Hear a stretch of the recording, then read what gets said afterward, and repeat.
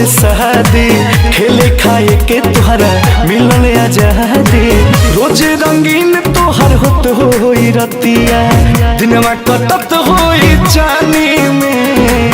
रोज रंगीन तोहर होत होई रतिया, दिनवा कटत होई जानी में, जानी में। बानी हम बड़ी परेशानी में, सुतेला भतार खरिहानी में। बानी हम बड़ी परेशानी में, सुतेला भतार खरिहानी में। सुतेला भतार खरिहानी में।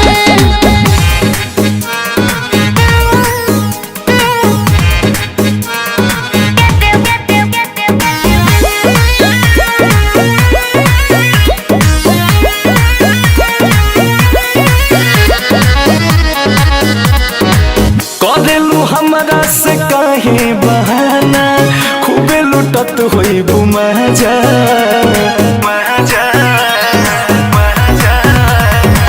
जननी ना दूसरा से शादी रचा के, दे दे बुआई सन तू साजा।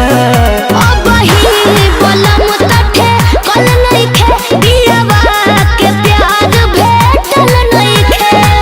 हमारे संगवा में बचपन बीतैलू, छोड़ के गइलू जवानी में, जवानी में।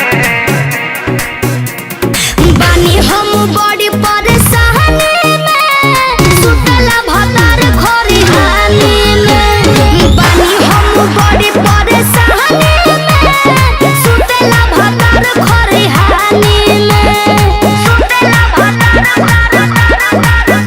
खरिहानी में।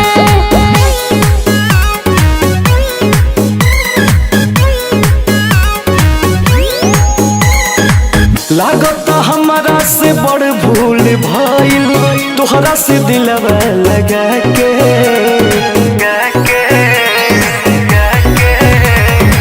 छोड़ के जान हमरा के गइलू, भइलू तो अंकुश रजा के।